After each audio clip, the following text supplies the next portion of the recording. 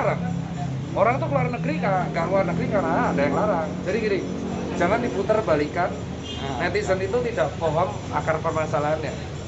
Sekarang saya tanya ke teman-teman yang di sini ya, apakah ada peraturan yang melarang bepergian luar negeri dan berwisata dari bulan November?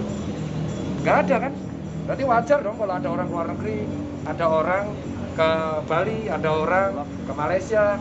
As long ketika pulang mereka patuh dengan aturan karantina. Kalaupun kena COVID mereka patuh. Sekarang lihat, bukan kita membela ya. Pasien Asal itu pasien, saya dokter.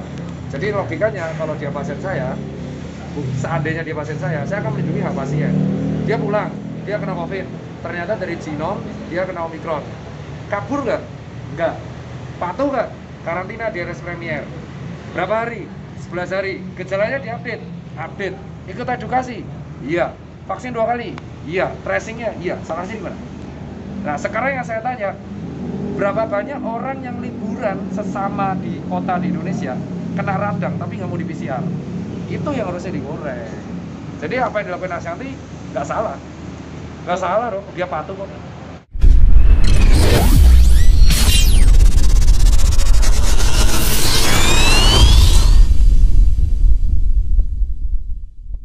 Omicron itu kan varian ya, dan kondisinya di berbagai negara kan diprediksi sudah naik.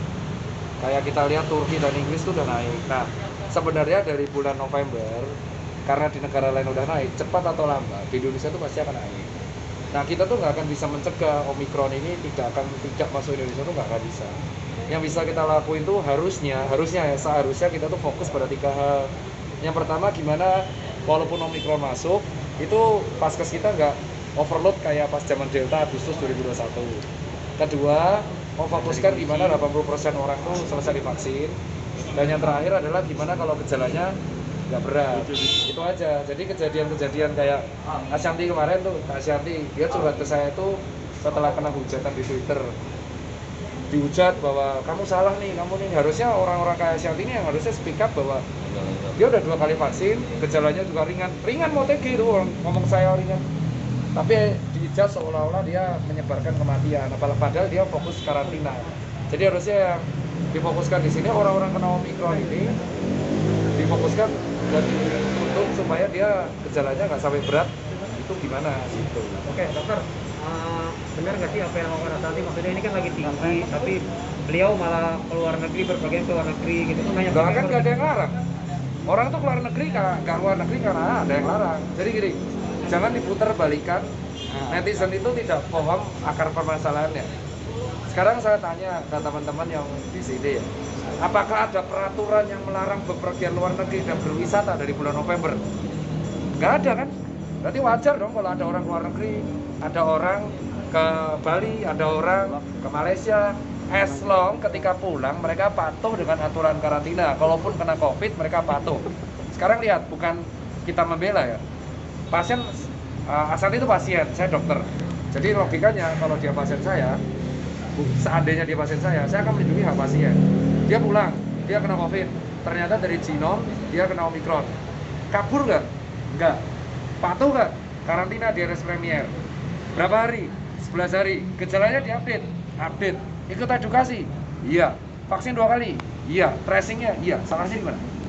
Nah sekarang yang saya tanya, berapa banyak orang yang liburan sesama di kota di Indonesia kena radang tapi nggak mau di PCR?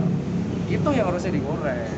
Jadi apa yang dilakukan Ashanti nggak salah, dong, dia patuh kok. Untuk bahasa Omicron itu bahasa kesehatannya Mutasi, gimana sih ya? Mutasi. Jadi Omicron itu adalah bentuk mutasi, kayak huruf kayak alpha, beta, delta plus, Omicron. Jadi mungkin ada mutasi lain, pasti. Jadi akan ada Omicron yang lain. Kebetulan Omicron ini menular lebih cepat daripada Delta. Biasanya Delta itu 10 hari, ini 5 hari sembuh. Gejalanya pun dominan radang tenggorokan, demam, matanya pedas. Jadi nggak ada anosmia lagi. Dan kalau sudah 2 kali vaksin, gejalanya lebih ringan dari Delta. Gitu. Dan akan ada mutasi-mutasi yang lain. Jadi kita nggak bisa kalau menganggap Omicron ini terakhir, nggak ada. Ya, artinya gejalanya sama Omicron ini berarti gejalanya lebih ringan dari Jadi kalau dibanding Delta, dia lebih ringan. Tapi kalau untuk orang yang belum vaksin, dia bahayanya bisa lebih bahaya dari Delta. karena lebih menular. Makanya dapatkan vaksin dosis lengkap. Seperti itu.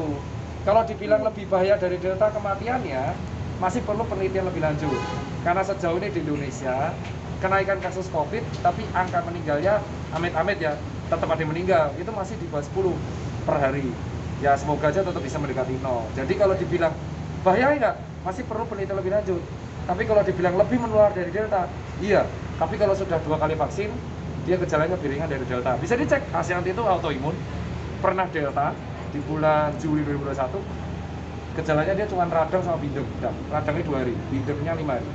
Nah kalau ini 11 hari yang dia rasakan apa aja sih dari awal hari pertama hingga terakhir? Hari pertama kalau Asianti itu sharing ke saya di jam 11 malam, itu 30 menit dia ngerasain bindeng sama mata pedas.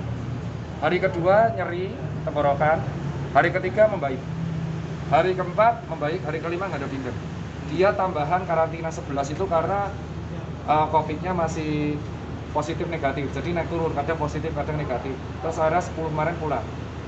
Jadi salut banget sih sama tim dokter RS Premier RS terkait ya, karena sangat disiplin. Dan ke Asianti itu tracingnya disiplin, keluarganya tadi saya tanya semua tracing, dan dia nggak ada sedikit pun niatan untuk kabur ataupun karantina di rumah. Padahal kebijakannya kan karantinanya di rumah setelahnya. Itu yang dia kecewa cuma satu. Tadi sih Asianti cuma curhat, saya sih kecewanya cuma satu dong.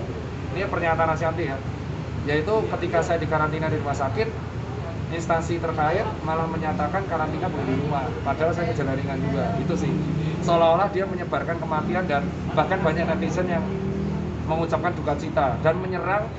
Ini bisa diangkat ya, Asianti itu kecewanya yang diserang tuh bisnisnya, dimaki-maki di WA, penyebar kematian, antek-antek penyebar kematian, dasar kamu orang kaya nggak tahu diri. Padahal dia nggak berasa ngapa-ngapain, yang liburan pun banyak dan dia patuh. Nah itulah harusnya kita lebih mengontrol jari-jari ya. Yang terjadi di Asianti itu lebih milih tertekan sih, tapi dia patuh sama peraturan dan udah sembuh alhamdulillah. Buat teman-teman yang Omikron, intinya sampean dapatkan 2 dosis vaksin. Hidup sehat, bersih, dan jangan panik, jangan percaya hoax, itu aja. Dan kalau ke tempat ramai kayak lounge, pasar, klub, restoran, rumah makan, warteg, sekolah, usahakan pakai masker dan cuci tangan yang paling penting. Yang paling penting itu cuci tangannya, karena cuci tangan itu kan kita megang HP banyak. Dan pesan saya buat Mas Derik dan lawyernya, sukses sidangnya, hadapi aja sesuai dengan koar-koarnya ketika dulu ngata-ngatain virus COVID.